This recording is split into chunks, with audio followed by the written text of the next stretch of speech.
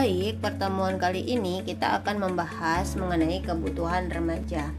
Adapun tujuan pembelajaran kita adalah yang pertama memahami berbagai kebutuhan manusia yang bersifat umum, yang kedua memahami berbagai kebutuhan khas pada remaja, yang ketiga memahami akibat yang timbul apabila kebutuhan tersebut tidak terpenuhi, yang keempat mengetahui upaya-upaya yang dapat dilakukan untuk memenuhi kebutuhan tersebut.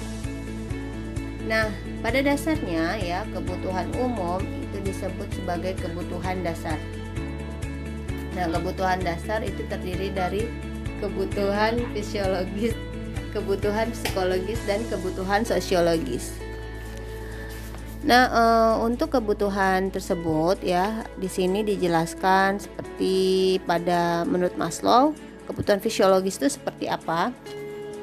Nah, kebutuhan fisiologis itu terdiri dari kebutuhan makan, minum, pakaian, udara segar, seks, istirahat, dan sejenisnya. Jadi kebutuhan ini merupakan kebutuhan yang berada pada level paling utama ya untuk kelangsungan hidup manusia. Jadi memang kebutuhan yang fisiologis fisiknya yang sangat diperlukan manusia.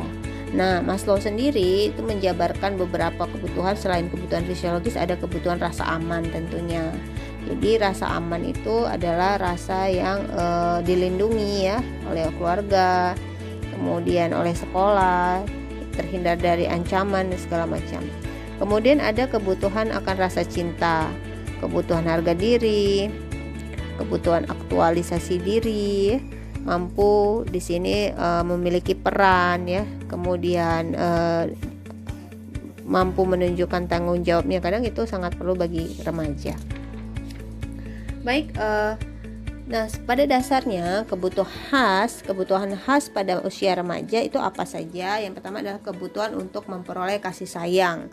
Nah, setiap individu, baik anak-anak sampai dia pun remaja, kasih sayang itu sangat diperlukan oleh remaja. Kebutuhan untuk diikut sertakan dan diterima oleh kelompoknya. Ini sangat penting sekali. Terkadang banyak beberapa ketika kita memasuki usia remaja, kita sendiri pernah melihat ada beberapa orang yang tidak menerima seseorang teman itu di dalam kelompoknya karena perbedaan dan kita sendiri sebagai remaja kita harus kita harus bisa membuka diri, kita harus bisa bersosialisasi seperti itu.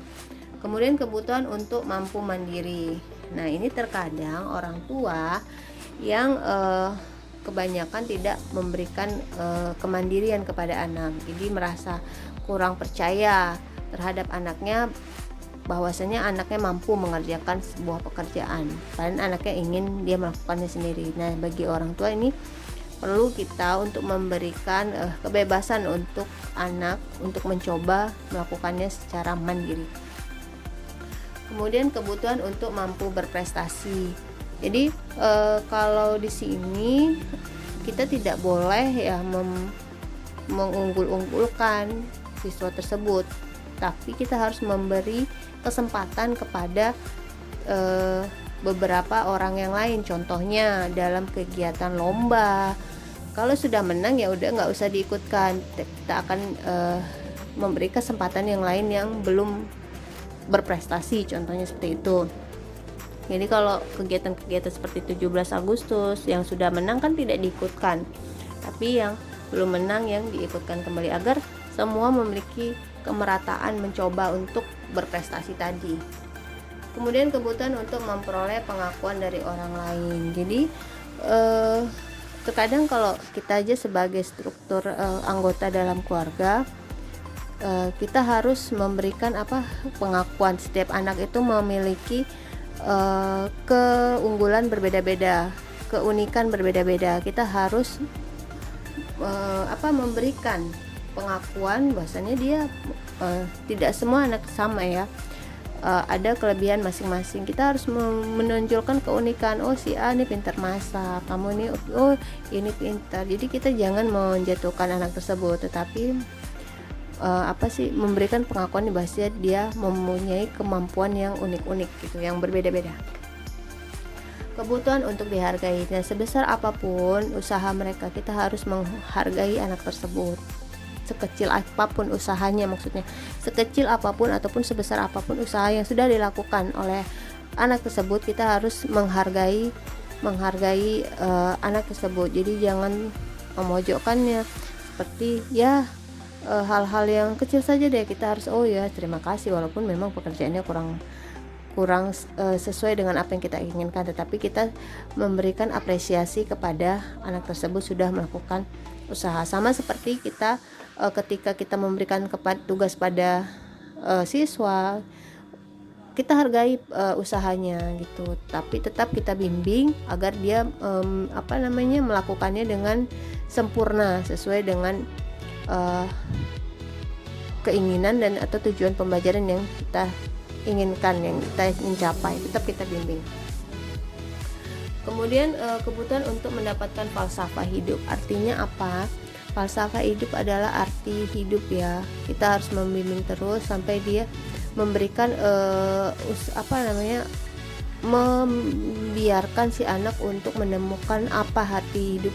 Jadi apa yang telah kita sampaikan sebagai orang tua atau sebagai guru terkadang tidak dipercaya oleh si anak, tapi kita tetap biarkan dia menjalani itu sampai dia menemukan oh ternyata apa yang dikatakan oleh orang tua atau apa yang dikatakan oleh guru benar, memang seperti ini adanya, dan dia mengetahui oh berarti langkahnya, tindakannya harus seperti ini.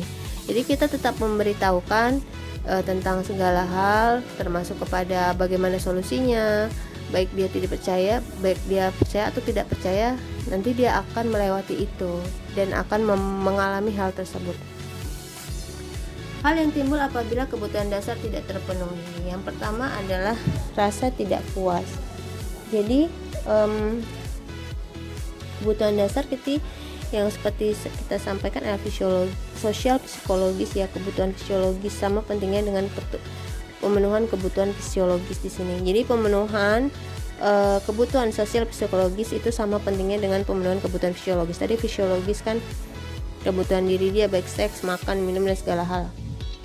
Jadi kalau ini tidak terpenuhi, maka akan terjadi apa? Rasa tidak puas, frustasi, terhambat pertumbuhannya, jelas ya. Kemudian kematian bisa karena tidak terpenuhi ya kan. Kalau tidak makan dia pasti dia mati ya kan. Atau karena stres juga bisa menyebabkan kematian. Jadi tadi yang seperti saya sampaikan, kalau kebutuhan kasih sayangnya tidak terpenuhi, kemudian dia tidak diterima di kelompok, kemudian dia tidak dipercaya untuk melakukannya secara mandiri, kemudian dia tidak diberi kesempatan untuk berprestasi, dan segala macam yang tadi saya sampaikan, ada 7 hal jika tidak dipenuhi, maka ya bisa terjadi 4 hal yang ada di dalam sini. Nah, usaha kita apa? Yang pertama adalah kita harus meningkatkan iman dan takwa baik kita dan mengajak siswa atau anak kita sendiri. Kemudian membimbingnya untuk menggapai cita-citanya ke arah yang istilahnya kalau cita-citanya bagus akan kita bimbing kan, artinya biarkan dia berproses mengevaluasi apa yang dia inginkan. Kemudian memberikan contoh yang baik. Jadi kita ingin anak kita seperti apa yang kita inginkan, kita harus memberikan contoh terlebih dahulu kepada anak kita. Kemudian menyediakan fasilitas yang dia inginkan, yang dia butuhkan, menghargai dan memperlakukan remaja sebagai individu yang berkembang. Jadi jangan seperti anak-anak, kalau dia sudah remaja ya kita perlakukan sebagai seorang anak remaja. Kemudian membantu remaja mengatasi problem-problem atau masalah-masalah yang dihadapi. Mengikut sertakan remaja dalam mengatasi masalah keluarga dan sekolah, karena dia sudah dewasa.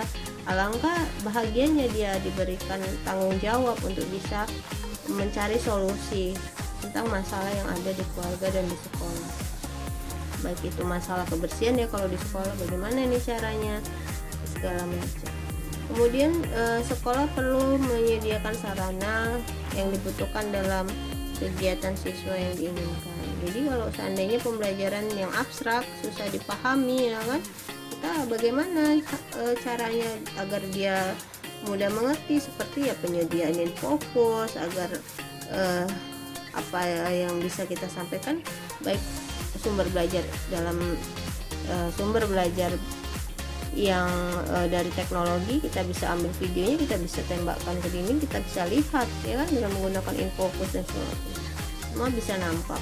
Kemudian sekolah perlu melakukan berbagai kegiatan berkelompok ya, seperti kegiatan seni atau kegiatan ekstrakurikuler, membimbing dan memberi kesempatan untuk berprestasi seperti tadi yang sudah saya sampaikan. Seperti dalam kegiatan lomba, kita jangan yang menang-menang saja, yang kalau sudah menang dilombakan lagi, harus merata. Jadi kalau sudah menang sudah, yang belum menang kita tandingkan lagi agar dia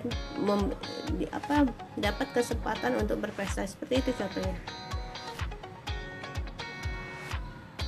Nah, evaluasi. Coba tuliskan masalah kebutuhan yang pernah kamu hadapi dan jelaskan apa yang kamu lakukan dalam memenuhi kebutuhan tersebut. Tuliskan masalah kebutuhan yang pernah kamu hadapi dan jelaskan solusi apa yang kamu lakukan dalam memenuhi kebutuhan tersebut. Silakan jawab pertanyaan tersebut di kolom komentar nanti ya. Sekian materi yang dapat saya sampaikan mengenai kebutuhan remaja. Terima kasih atas perhatian kalian semua. Mohon maaf atas kekurangan jika ada kesalahan yang saya sampaikan. Mohon maaf sebelumnya. Sampai ketemu di pertemuan berikutnya.